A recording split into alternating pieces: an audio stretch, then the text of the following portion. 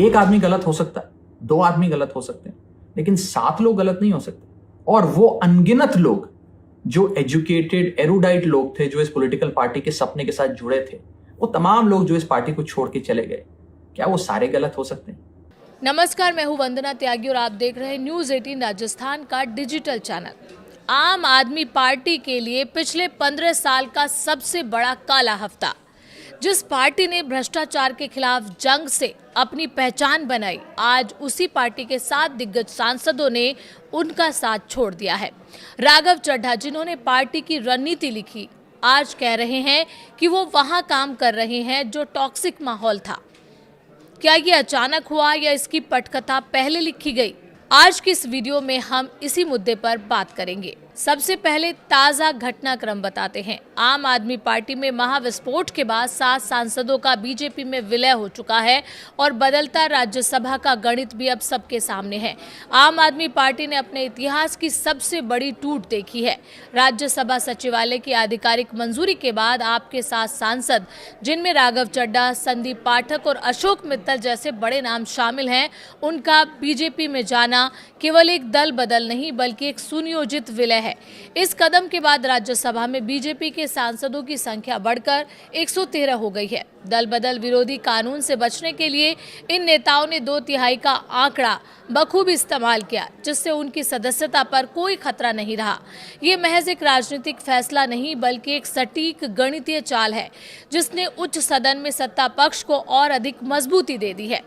राघव चड्ढा का तीखा प्रहार भी इस बीच सामने आया। उनका कहना था कि गलत पार्टी में सही आदमी और टॉक्सिक होता वर्क कल्चर। पार्टी छोड़ने के बाद राघव चड्ढा ने एक बार फिर आप पर एक वीडियो जारी कर अब तक का सबसे बड़ा हमला बोला। उन्होंने आरोप लगाया कि आम आदमी पार्टी के भीतर अब काम करना टॉक्सिक यानी कि विषैला हो गया है। इससे पहले पार्टी छोड़ते वक्त चड्ढा ने कहा था कि वो पिछले 15 साल से एक गलत पार्टी में सही इंसान की तरह काम कर रहे थे। उन्होंने साफ किया कि पार्टी अब अपने मूल सिद्धांतों और रास्ते से पूरी तरह भटक चुकी है। चड्ढा ने नेतृत्व पर निशाना साधते हुए कहा कि जिस तरह से पुराने और वफादार साथियों को दरकिनार किया गया, उसने इस बगावत की नींव रखी। उनके इस बयान ने दिल्ली और पंजाब की राजनीति में भूचाल ला दिया। आइए अब आपको बताते हैं साइडलाइन किए जाने की टीस और पावर शिफ्ट की इनसाइड स्टोरी क्या है।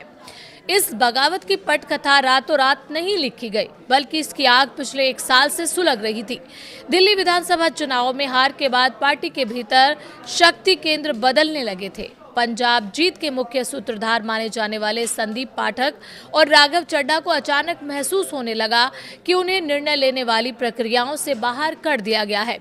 जब राघव चड्ढा को राज्यसभा में डिप्टी लीडर पद से हटाया गया, तब ये नाराजगी सार्वजनिक हो गई। विक्रमजीत सिंह साहनी ने भी इस बात की पुष्टि की है कि इन नेताओं को जीरो होने का एहसास कराया जा रहा था। दिलचस्प बात यह है कि राघव को हटाकर जिन्हें उपनेता बनाया गया, वे अशोक मित्तल भी आज बीजेपी का हिस्सा बन चुके हैं। आम आदमी पार्टी का पलटवार। इस पूरे मुद्दे पर आम आदमी पार्टी ने क्या पलटवार किया, वो बताते हैं।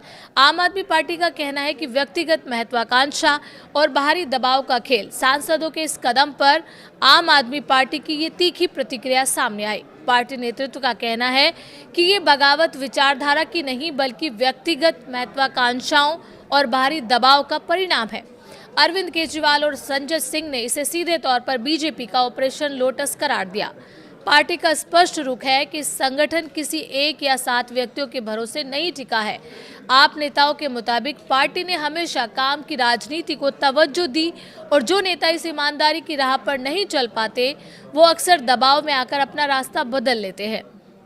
पार्टी का मानना है कि जनता इन चेहरों को पहचान चुकी है और आने वाले चुनाव में इसका जवाब देगी।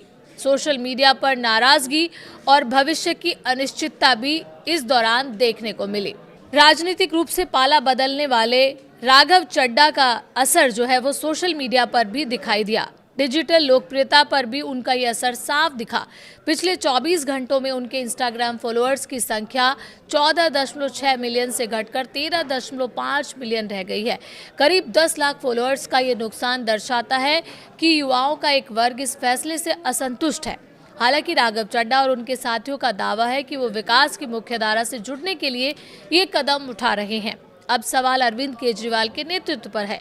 क्या पार्टी इस झटके से उबर पाएगी या फिर ऑपरेशन लोटस के आरोप के बीच आम आदमी पार्टी का राष्ट्र विस्तार का सपना धुंधला पड़ जाएगा? आने वाले चुनाव ही तय करेंगे कि जनता इस टॉक्सिक बनाम काम की राजनीति के विवाद को किस तरह देखती है। पंजाब की राजनीति पर भी गहरा असर पड़ सकता है। राजनीतिक विश्लेषकों की माने तो इस टूट का सबसे बड़ा असर पंजाब की राजनीति पर दिखने वाला है। संदीप पाठक, जिन्हें पंजाब चुनाव में आम आदमी पार्टी की जीत के लिए माइक्रो मैनेजमेंट किया, अब विपक्षी खेमे में है। जानकारों का मानना है कि इससे न केवल पंजाब में पार्टी का कैडर प्रभावित होगा, बल्कि राष्ट्र स्तर पर विस्तार की जो योजना संदीप पाठक बना रहे थे वह पूरी तरह ठंडी पड़ सकती है।